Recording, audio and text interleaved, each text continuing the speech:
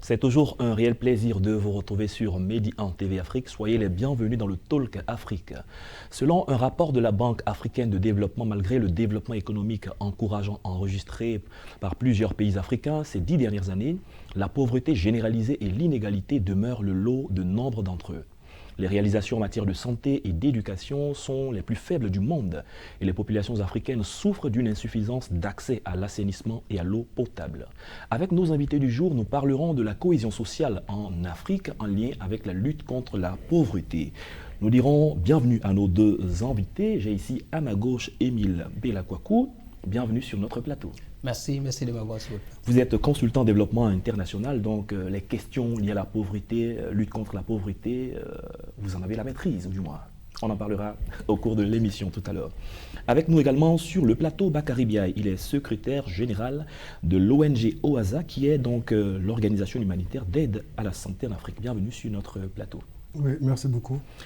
Dans le domaine humanitaire, vous faites également beaucoup de choses à travers votre ONG. Effectivement. On aura l'occasion de bénéficier de votre expérience le long de cette émission. Abordons tout de suite le premier sujet de ce thème, la question de la pauvreté. On entend beaucoup de personnes dire que le continent africain il est riche en raison de ses potentialités énormes, de ses ressources minières, des terres arables, ainsi de suite. Mais les Africains, en majorité, sont pauvres. Émile Belakwaku, qu'est-ce que vous pensez de ce genre d'expression ?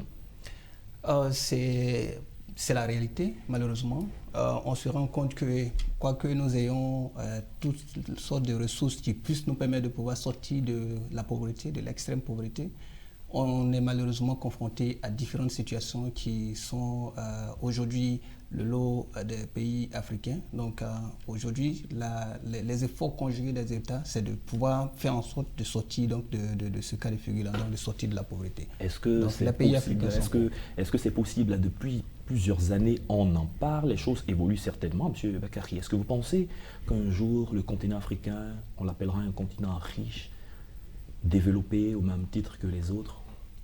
Oui, c'est possible si on a la bonne volonté, en vouloir aussi accepter le développement. Parce que quelque part, j'ai l'impression que peut-être les Africains ne veulent pas le développement. Parce que souvent, on a aussi des hommes d'État, qu'on appelle communément nos chefs d'État. Je pense qu'il y a beaucoup parmi eux qui font des efforts. Ouais. Prenons par exemple l'exemple de la Côte d'Ivoire. Avec le président Ouattara, nous avons dans des endroits où il y a de l'eau, où par le passé il n'y avait pas de l'eau. Il y a beaucoup d'efforts. Il y a de l'électricité. Il y a aussi des enclavements en faisant des routes par-ci par-là. Donc je pense que ça, ce sont des efforts. Maintenant, ce qui reste pour lutter contre la pauvreté, que moi j'appelle communément souvent le cancer de la pauvreté. Parce que souvent, les gens me disent, mais ils racontent quoi ces messieurs quand on parle du cancer de la pauvreté? Le cancer de la pauvreté, c'est celui qui est stressé, qui a des soucis, qui n'arrive pas à subvenir à ses besoins, qui a des problèmes. Et souvent, qui habite dans une maison, peut-être qu'il n'arrive même plus à payer le loyer. Et souvent, on lui dit carrément que si vous ne payez pas, il a des grands-enfants qui ne travaillent pas. Et ce Michel-là, il est stressé.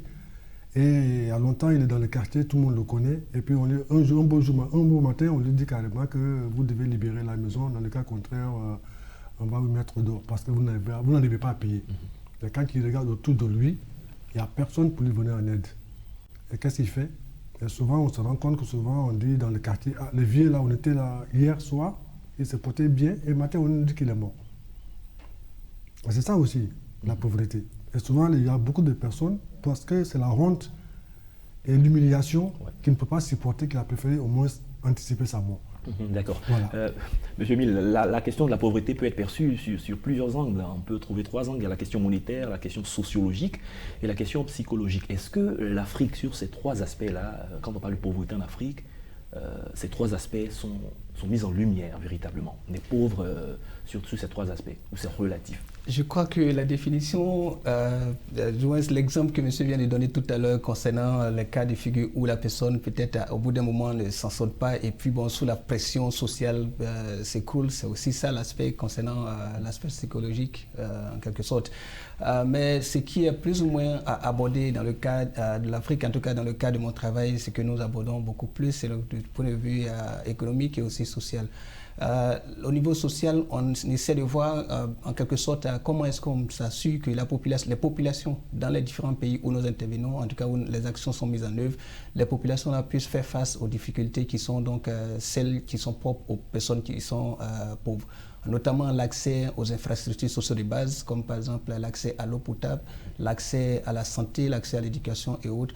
Donc des personnes qui sont pauvres, selon en tout cas le travail qu'on fait, les personnes qui sont pauvres très souvent n'ont pas accès à ces infrastructures-là. Donc nous mettons un accent sur ça. Donc au niveau continental, ce sont l'un des aspects sur lesquels les États mettent l'accent, les États travaillent pour qu'on puisse régler ces problèmes-là. Au niveau économique, évidemment, les États aussi travaillent sur ces aspects-là pour faire en sorte que le niveau économique des États soit élevé. Donc cela va permettre de pouvoir non seulement créer de l'emploi, donc favoriser donc l'investissement, renforcer les revenus des populations, réduire les inégalités sociales, et ça va permettre aux personnes donc accédant donc à l'emploi de pouvoir être autonomes financièrement, aussi bien au niveau des femmes que des hommes. Donc ça va permettre de résoudre la question, la troisième dimension, donc la question psychologique. C'est-à-dire qu'une personne qui donc parvient à être autonome financièrement, évidemment, a moins de pression sociale, psychologique, et donc parvient évidemment à faire face à ces aspects-là. Donc, d'où l'épanouissement à tous les niveaux. Exactement, donc on parvient à être épanoui psychologiquement, et puis bon, écoutez, on est libre et puis on vit en tout cas heureux. D'accord. À qui la faute quand on parle de pauvreté en Afrique? Est-ce que le pauvre est responsable de sa pauvreté? Quelqu'un d'autre l'est? On aura beaucoup de coachs en entrepreneuriat qui motivent les personnes et qui estiment qu'on peut sortir de sa pauvreté. Monsieur Bakary, vous avez dit tout à l'heure qu'il y a des personnes en Afrique qui n'ont pas envie de sortir de la pauvreté. Oui, tout à l'heure je disais que la pauvreté, chacun de nous connaît au moins plusieurs degrés de pauvreté. Parce que nous sommes déjà, en tant qu'une structure humanitaire, nous sommes sur le terrain, on voit comment vit la population. Mais la population souvent est confrontée, parce que vous savez, souvent les gens ils aiment trop les techniques de communication en économie. Je pense qu'on est depuis 1960, on parle d'économie, mais on n'a pas avancé d'un iota. Bon, ça c'est vous qui le dites. Voilà, non, c'est-à-dire on n'a pas avancé d'un iota dans la musique. Aujourd'hui, quand vous regardez nos populations, qu'est-ce qu'ils veulent au juste?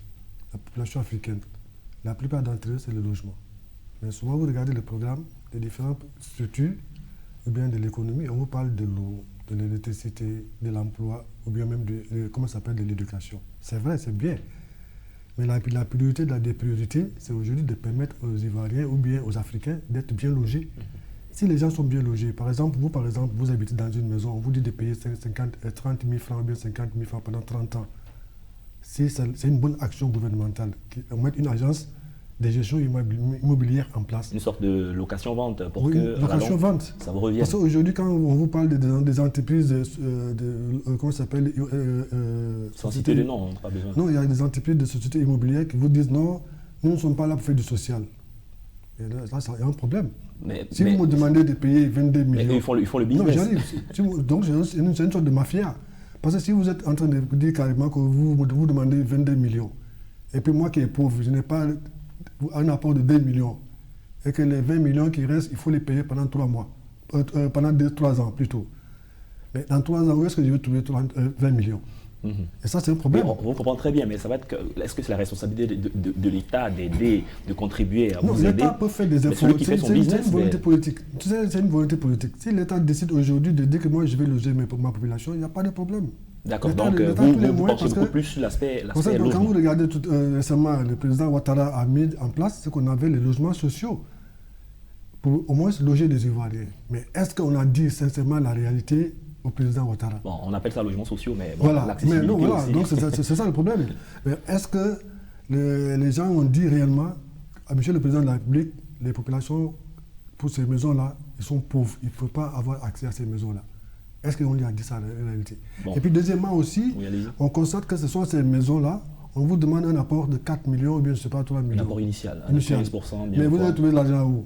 Vous-même de temps en temps, même pour vous, c'est-à-dire vous grouillez pour trouver de quoi manger et puis on vous demande, bon, c'est ça le problème. Parce qu'il y a une réalité qui est là. Aujourd'hui, on vient d'une crise post-électorale mais quand vous regardez la Côte d'Ivoire, c'est comme la Côte d'Ivoire n'a jamais connu de crise. Ça aussi, c'est le leadership du chef de l'État. Mais il faut que les gens comprennent que ceux qui sont autour de lui doivent l'accompagner. D'accord. Tout à l'heure, on reviendra sur cet aspect pour que vous apportiez des propositions, parce que la question de la crise du logement est une préoccupation véritablement pour vous. Regardons quelques chiffres de l'indice de pauvreté multidimensionnel qui date de 2020, qui a été donc réalisé en Afrique. Dans ce rapport, il est dit que sur 600 millions de pauvres, selon cet indice, il y a 510 millions qui n'ont pas accès à des installations sanitaires adéquates. Il y a 504 millions qui occupent des logements qui sont insalubres, 490 millions qui n'ont pas d'électricité, 387 millions qui boivent de l'eau issue de sources insalubres et 343 millions qui vivent dans des foyers où il y a au moins une personne qui souffre de malnutrition. Dans la question d'électricité, l'eau potable, malnutrition qui sont évoquées, qui sont monnaie courante en Afrique. Pourquoi ce taux aussi élevé encore en Afrique en 2022, Monsieur Émile? Oui, c'est déjà la question fondamentale à laquelle certains pays, en tout cas les pays africains et le continent africain de manière générale, s'attellent à répondre. Pourquoi est-ce que le taux il est aussi élevé? Et là, l'une des réponses, c'est de savoir en quelque sorte qu'il y a plusieurs aspects qui conduisent à cette situation-là. On a abordé, monsieur a parlé tout à l'heure de la question du logement, c'est un pan qu'on appelle de la pauvreté, mais il y a d'autres questions fondamentales qui sont causes de la pauvreté. Il y a la question de l'environnement, il y a l'inégale répartition des ressources qui aussi entraîne à la répartition. Vous avez posé la question d'entrée de jeu, de savoir est-ce qu'il y a des personnes qui ne veulent pas sortir de la pauvreté. Sortir de la pauvreté. C'est inadmissible, du moins ça n'existe pas.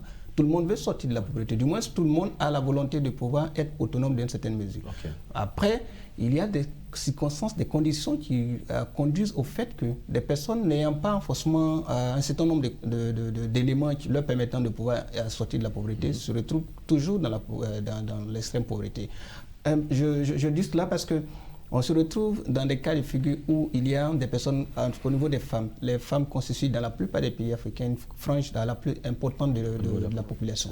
Mais on se retrouve dans des cas de figure où ces femmes-là sont en tout cas dans des domaines d'activité qui ne leur permettent pas de pouvoir être autonomes. Donc il y a l'autonomisation de la femme qui est un point essentiel. Il y a la question de l'équité des gens qui est un point essentiel. Il y a la question de la préservation de l'environnement qui est un point essentiel. Donc quand vous abordez la question sous ces différents angles-là, vous vous rendrez compte qu'il y a plusieurs facteurs qui conduisent à cela. Donc pour revenir à ces questions-là, les pays africains, malgré les initiatives qui sont mises en œuvre, malgré les efforts conjugués des différents acteurs de développement, comme les acteurs multilatéraux de développement, je parle de la Banque mondiale, la Banque africaine de développement et autres, et des acteurs bilatéraux, je parle de coopérations bilatérales comme la coopération japonaise, l'Agence française de développement et autres, qui sont donc des acteurs clés dans la lutte contre la pauvreté. Donc malgré ces efforts conjugués, il y a toujours le niveau de pauvreté qui est très important en Afrique, parce que évidemment, il y a des questions là, ces questions que je viens d'évoquer qui ne sont pas prises en compte de manière essentielle. Je veux dire, qui ne sont pas prises en compte de fond en comble. En Afrique, les 5 pays qui sont les plus pauvres sont en tête le Burundi, suivi de la Somalie, du Soudan du Sud, la Somalie, le Mozambique et puis le Madagascar. Et quand vous voyez ces pays-là, vous vous rendez compte que les questions que je viens d'évoquer sont fondamentales. Au Mozambique, on a eu la question des tsunamis, enfin la question sur les catastrophes naturelles. Ça, c'est la question de l'environnement. Donc, quand vous abordez la question de l'environnement de façon essentielle, vous parvenez à résoudre le problème de la pauvreté. Et quand vous prenez les pays comme le Burundi, pour terminer, vous vous rendez compte que dans ces pays-là, les femmes connaissent une situation d'extrême pauvreté parce qu'elles se retrouvent dans des conditions qui sont presque difficiles à tenir. Et comme les femmes constituent une bonne partie de la population, évidemment, le pays se retrouve dans la pauvreté. Donc, en un mot, il y a la question, les différentes questions que j'ai évoquées, qui sont des causes fondamentales de la pauvreté. Et si les États donc, abordent ces questions essentielles, évidemment, on tendra vers la sortie de la pauvreté. Et en Côte d'Ivoire, on salue en ce sens-là le gouvernement ivoirien qui, en tout cas, a mis en œuvre un plan qui est très important, avec son budget d'environ 3 et je crois autour de 3182 milliards de francs CFA qui donc permettra de lutter contre la plan de réduction de la pauvreté. Exactement.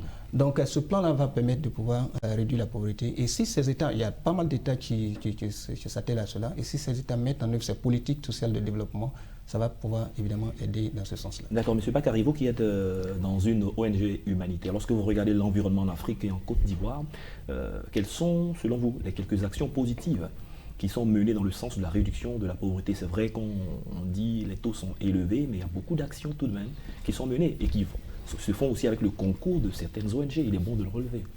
Oui, mais il faut se dire que ça fait bientôt 10 ans maintenant qu'on a le président Ouattara au pouvoir. Et avant lui, il y avait d'autres présidents qui étaient là avant. Mais toujours on parle de la pauvreté. Oui, la pauvreté, toujours on parlera toujours. Mais c'est une question de de proportion et d'appréciation aussi de ce qui est fait. Voilà, mais on parle de... Parce que quand on regarde l'exemple de la Côte d'Ivoire, par exemple, moi souvent je me pose la question, je me dis souvent que l'exemple de la Côte d'Ivoire est une école. Parce que voilà, un pays qui vient d'une crise post-électorale, mais en 10 ans aujourd'hui, il y a des routes partout. Et souvent, il y a d'autres qui vous disent non, on ne mange pas la route. La route précède le développement. Pourtant, la route précède le développement.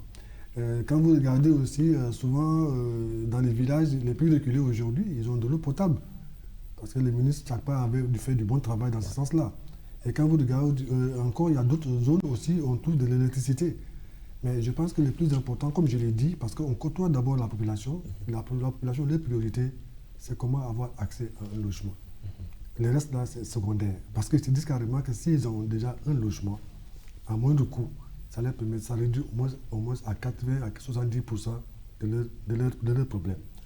Parce que le problème, c'est quoi? C'est-à-dire qu'aujourd'hui, il y a des gens, comme je l'ai dit, souvent, il y a des personnes qui s'accaparent même des terrains qu'on met à la disposition pour permettre, même dans les quartiers précaires, souvent vous voyez... C'est-à-dire qu'on dit logement social, voilà, on fait des faveurs. Il y a des gens qui se disent qu'ils sont des chefs de propriétés terriens, ils vendent les terrains n'importe comment en désordre. Il faut que ces personnes-là soient canalisées pour ne pas au moins couper la forêt. Et puis l'objectif final, c'est de faire en sorte que les gens puissent construire en hauteur. D'accord. Une autre question pour qu'on évolue. Peut-on parler de cohésion sociale durable et véritable si la question de la pauvreté n'est pas résorbée, n'est pas résolue? Oui, le problème de la cohésion sociale, récemment, on a vu que la délégation américaine, je ne sais pas, des Nations Unies est venue en Côte d'Ivoire. Je crois qu'il y a une conférence qui est prévue où il faut pour aborder le problème de la cohésion sociale. Mais moi, je me suis dit carrément que c'est quelle cohésion sociale qu'on nous parle? Parce qu'aujourd'hui, mon frère et moi, on peut se parler, on peut se dire bonjour, bonsoir, on s'assoit, on cause. Mais la population ivoirienne, et partout en Afrique, les gens se communiquent. Mais le problème, c'est qu'ils ne se communiquent pas, où il y a déficit de communication, déficit de cohésion, c'est aux hommes politiques. Donc vous estimez qu'entre la population, il y a vraiment rien. Quand ça les arrange, on n'en parle pas. Mais les gens qui savent que déjà ils ont leurs intérêts qui sont en jeu, et ce sont les mêmes hommes politiques qui activent leurs fêtières pour leur dire allez-y manifester, brûler les pneus, etc. Mais sinon aujourd'hui, quand vous regardez Abidjan, il y a des embouteillages partout. Les gens circulent partout. Donc pour vous, les choses vont bon train. Il n'y a pas de problème de cohésion sociale en Côte d'Ivoire. Moi, ce que je veux, c'est qu'il faut qu'on se dise, qu'on essaie d'attirer un peu l'attention du chef de l'État. Aujourd'hui, quand vous regardez, les gens vous chantent tous les jours RHDP, RHDP, RHDP. Mais voyez-vous, 80 à 85% de la population ivoirienne sont RHDP. Pourquoi? Parce qu'ils adhèrent à la politique du chef de l'État et à sa bonne vision. Adhérer à la politique ne veut pas dire que forcément on est du parti. Parce que vous savez, les gens ils adhèrent parce qu'ils se disent carrément que celui qui est là, il a une bonne vision de développement. Aujourd'hui, il n'y avait pas de l'eau hier. On peut être d'accord avec vos initiatives sans être d'accord avec votre parti. Ça c'est de votre point de vue. Mais en réalité, nous qui sommes sur le terrain, qui regardons les choses en face, qui rencontrons les gens, parce qu'on a eu la chance d'aller jusqu'à Bidouba, Bapé, Neka, ou vraiment des zones très reculées de la Côte d'Ivoire. Mais les gens vous disent carrément qu'aujourd'hui, le président nous a donné route. On n'avait pas de route avant. Et moi, j'ai sillonné des endroits dans les années 2007, 2008, mais il n'y avait pas de route. D'accord, très bien. Vous voyez, mais aujourd'hui, c'est ça le problème. D'accord, parlons d'un autre sujet très très intéressant, la question d'inégale répartition des ressources. Alors, la responsabilité de la répartition revient à qui et comment ça devrait se faire pour que, au plus haut niveau, ceux qui en ont puissent permettre à ceux qui sont au bas de l'échelle d'en avoir chez nous? Claire, je crois que ça aussi c'est une bonne question, monsieur Oman, parce que je dis bonne question dans le sens que toutes les autres le sont d'ailleurs, mais je dis cela dans ce sens que c'est là la question majeure de la cohésion sociale, du moins le pièce de puzzle. Pour parvenir à la cohésion sociale, il faut parvenir à une nette distribution, une inégale distribution des ressources. Et cela, évidemment, c'est la responsabilité première de l'État. Dans tout État, dans tout pays, l'État a l'obligation de s'assurer que toute la population qui constitue donc, qui forme donc ce pays-là, donc parvienne à avoir un accès équitable aux ressources. Donc les ressources qui sont mises à disposition, il faut parvenir à s'assurer que aussi bien dans la zone nord, dans le cas spécifique de la Côte d'Ivoire, dans la zone nord que dans la zone sud, dans le centre que à l'est, à l'ouest, les populations parviennent à eux-mêmes un égal accès à ces ressources-là. Donc, c'est-à-dire quoi? Il faut construire, il a parlé des voies, il faut construire des voies d'accès, il faut construire des infrastructures sociales de base, encore une fois, les hôpitaux, les écoles, il faut aussi parvenir à avoir des logements sociaux. Il faut aussi faire en sorte que au niveau économique, toujours au niveau social, il faut aussi parvenir à ce que les populations puissent aussi avoir accès à l'emploi, un emploi décent qui leur permet de pouvoir subvenir à leurs besoins. Donc l'égalité au niveau des chances également. Exactement. Il faut parvenir, l'État élabore la politique sociale et puis met en œuvre, et cette politique-là, évidemment, ça permet en sorte à toute la population de pouvoir accéder aux ressources. Donc, en un mot, la responsabilité première de pouvoir assurer l'accès aux ressources, c'est celle de l'État. D'accord. Comment la corruption peut être un problème, un frein à la lutte contre la pauvreté et puis mettre en mal la cohésion? Oui, mais vous savez, en Afrique, on a beaucoup de problèmes en Afrique. Hein. Bon, il y en a beaucoup ailleurs également. On a beaucoup de problèmes parce que la corruption, même vous voyez dans le gouvernement du président Ouattara, ils ont dit ministre de la lutte contre la... Il y avait un secrétariat d'État qui était dédié à la corruption. Mais je pense que le problème de la corruption, c'est... Vous savez, ceux qui ont l'habitude de faire la corruption, c'est un réseau.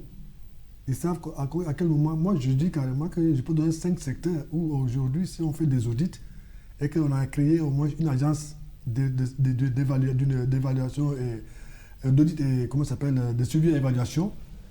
Et je vous assure qu'il y a beaucoup de choses que les gens peuvent constater. Bon, la corruption, c'est dans tous les secteurs. Voilà, dans tous les secteurs, mais il y a des secteurs, 5 secteurs. Quand vous prenez tout ce qui est route, c'est facile d'être corrompu.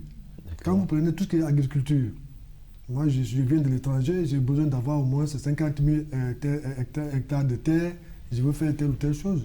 Si je donne un peu d'argent à gauche, à droite à des gens, on me donne les terrains. Mais les terrains pour commencer à travailler. L'accès à l'emploi. Voilà. Mais or que déjà, ces personnes-là, souvent quand ils viennent, c'est de créer au moins ce qu'on appelle l'emploi des jeunes. Parce qu'aujourd'hui, c'est une priorité. Il faut au moins créer des emplois pour que ces jeunes-là puissent être dans les meilleures conditions possibles. Nous sommes là, on a commencé à prendre de l'âge, on vieillit au fur et à mesure. Mais cette nouvelle génération qui arrive, il ne faut pas les sacrifier. Il faudra au moins faire en sorte que cette nouvelle génération puisse avoir accès à l'emploi. D'accord. Il ne nous reste que 3 minutes pour terminer l'émission. Nous allons aller dans des propositions concrètes. Et tout à l'heure, vous étiez sur les questions de logement. Si vous en avez d'autres, vous allez nous dire de façon concrète quelles solutions est-ce que vous proposez, sans indexer qui que ce soit, ou du moins sans citer que ce soit. Non, ça veut dire que moi, présentement, comme nous sommes en communauté, ce que je peux dire, il y a 2 priorités. Hein. Je peux dire même 3 au maximum. La première, c'est déjà, il faut mettre l'accent au niveau des logements sociaux. Okay. Voilà, parce que si on donne un exemple, par exemple, avec 500 milliards, vous construisez en hauteur R+10 et chacun a au moins 25 000 francs chaque fin du mois, bien avant de rentrer, il paye 100 000 francs. Vous allez voir que ça veut dire qu'il faut faire en sorte que, il ne faut pas que des gens qui quittent ailleurs, qui habitent à Cocody, Rivera, Angré, qui ont des villas, qui ont les moyens, qui viennent encore s'accaparer de ces maisons-là, comme ce qu'on a constaté récemment là.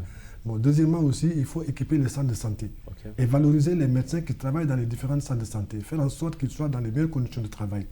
Et si vous faites ça, et puis en même temps aussi créer des emplois et puis surtout renforcer la formation au niveau des jeunes.